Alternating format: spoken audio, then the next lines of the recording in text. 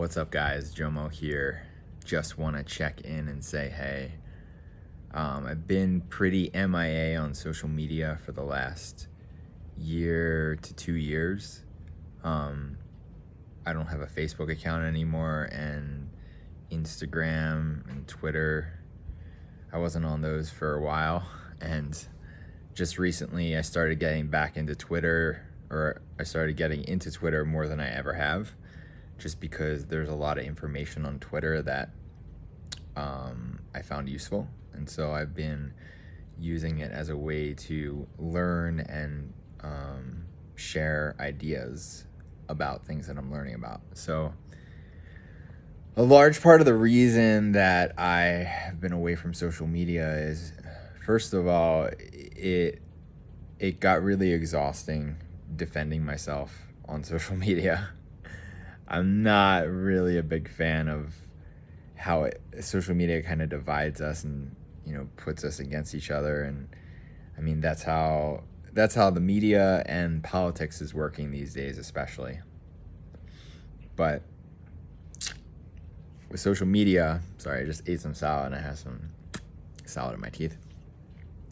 But social media is, it's interesting because I see it as it could be used so well to organize communities and to organize ideas and for people to collaborate and work together. But unfortunately, it's become a breeding ground for people yelling at each other and not getting along. And that doesn't make any sense to me. We're using a tool in a very ineffective way. And I think it's probably there's so much division because of, the different sides of a coin or different sides of a viewpoint that you could be on. So that was another thing, is I was trying to figure out what I really thought about this whole pandemic. I have heard lots of things from both sides. I've heard, obviously, the media and the government and, everything that they're saying, and a lot of the people that listen to that information, how they think. And I've had conversations with a lot of people who are very entrenched in the news and media, and they very clearly believe one thing, and it's unfortunate that their minds are not more open to a particular different side that I am actually standing on the side of, that I believe is not 100%, okay? There's no 100% certainties in life. But I for sure am leaning on the side of what the media deems misinformation or conspiracy theory, just because I've stepped back and logically assessed the situation. And guys, come on. There's something fishy happening. You have to admit that there's lots of strange things that have happened over the last couple years. Okay? And the fact that we've all gone into this lockdown, or, to be honest, so it's a lockdown. There's the official lockdown where it's okay, everyone needs to lock down. But then there's the ramifications of that lockdown, which is people locking themselves down. So it's first you're told to lock down, but then you do it out of your own self-interest because you think that's the safest thing to do. And so we've created a world where people are going more and more into their own cocoons, into their own worlds, into their own minds, into their own, experience that is separate from friends, family, people in their community. We're creating this sense of separation, especially, and it becomes so much easier now that we have, technology that allows us to communicate with each other without being face to face, close together.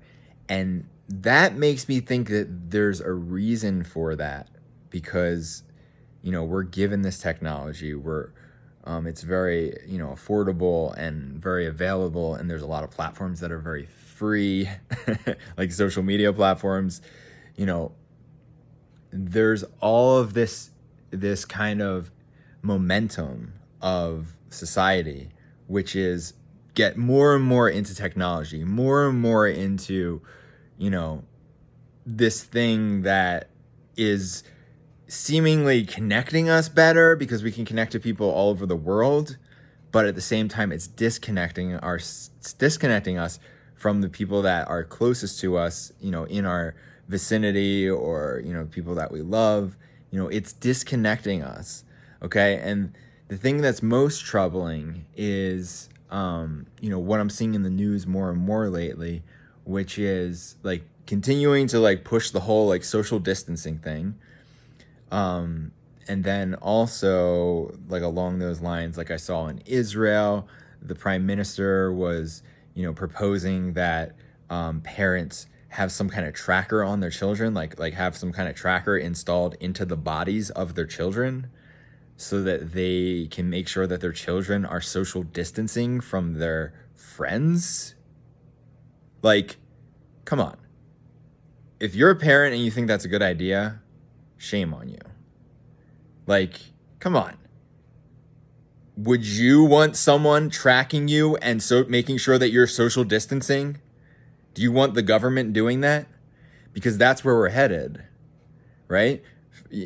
So there's this whole idea of that I've heard before, of like frogs boiling in water, and the lights just flickered because I think it's storming.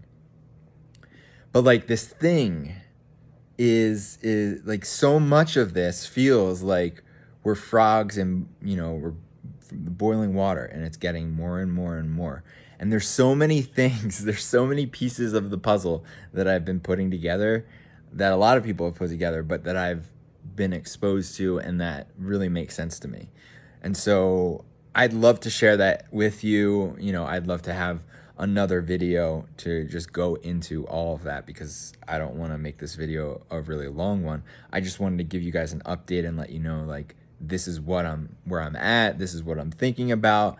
And I want to share this information with you guys, just not this video, but just the kind of general overview is that we're basically, we're being moved in a direction as a society, not even just a society like United States culture or whatever. It's world, like human culture. Like the human culture is changing, because like almost every country is adopting the same practices and principles when it comes to this pandemic. And so it's moving us towards a one world governance system, and a one world tracking system. And to me, that's a scary thought, and I don't want to be a part of that. And I know a lot of people don't want to be a part of that. So I'm doing my best to, educate myself, and also figure out ways to be more resilient so that I'm not pulled into that, and to also educate other people so that they're not pulled into that. And I think it can be mitigated to some degree. There is a lot of momentum, and there are a lot of people that are blindly ascribing to what's happening and the transition that's happening in the world, that's moving us all towards a surveillance state, which is very similar to 1984, if you've ever read that book or seen that movie. And so we just have to be aware of, the slippery slope that we're on, and be very vigilant to not allow us to get sucked into that as much as possible. So,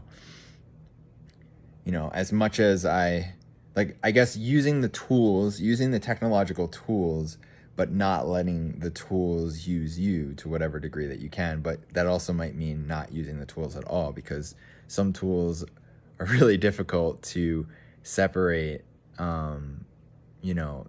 the darker side of them from the actual practical use of them.